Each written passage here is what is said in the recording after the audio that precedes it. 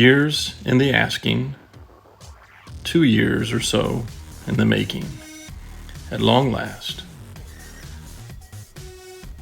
the Cyberfrog Indiegogo by Ethan Van Sciver has been fulfilled. This is the sticker that came with it, by the way.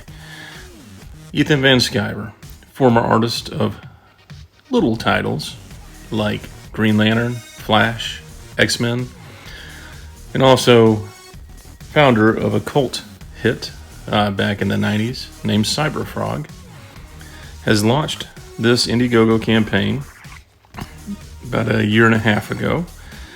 And yes, it was very late. No, that's not unexpected. When somebody runs their very first independent campaign, at least the very first one in a very long time, Ethan was in charge of everything, from what I understand. And that's a lot harder than it sounds. So let's jump in. Hop in, pun intended. Came with a bookmark. These are the cards I got. Let's see. Nicely done. Nice cards, good sharp corners and edges. Salamandroid, one of the cooler design sidekicks out there. And I got the chromium cover. This is truly a beautiful cover. I don't think you can really capture it on camera. You have to see it in person. Nice and firm, not too thick, but you can see the reflective interior, how that impacts the art on the exterior. Beautiful cover. Ethan Van Sciver is known for his detailed artwork, for just the attention to detail and coming up with the cool poses and very dynamic look. He's straight out of the 90s. That's when Cyberfrog first came out.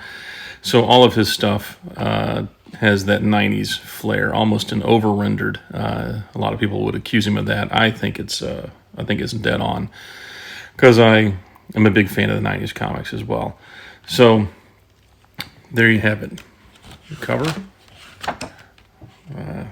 Signed interior page. Colors in here by Kyle Ritter. Kyle did a fantastic job. If you don't follow Kyle on Twitter, I recommend it. He's got his own Indiegogo going right now, and it's looking to be pretty darn cool. He's not just a great colorist, but he's a fantastic artist as well. And let's see. Letters by Somni. This is the first time I've seen anything by Somni. And regrettably, one of the biggest complaints I have with the book are related to his work. But I'm just going to flip through here real quick first, let you just kind of get a glimpse. I don't want to spoil too much. You can just kind of see the detail in these panels and these pages. Very nicely done. Ethan wrote this character back in the 90s. And as far as I know, this is the first book that he's written by himself and edited and printed and done all the legwork and everything on. It's a beautiful book. There's two criticisms I have about it. One being, for me, not knowing a lot of the backstory and all behind this character. I didn't read it back in the 90s. The story was a little bit hard to follow. At least the writing was. It seemed to kind of jump around and wasn't as smooth a story as some books that I've read. And also the lettering, and I'll find some examples and call them out here. Sometimes it was really hard to read, especially when it was the computer talking or some of the other characters. It was really hard to make out what was being said, which pulled me out of the story as I was trying to figure out what the heck I was reading so that I'd know what was going on.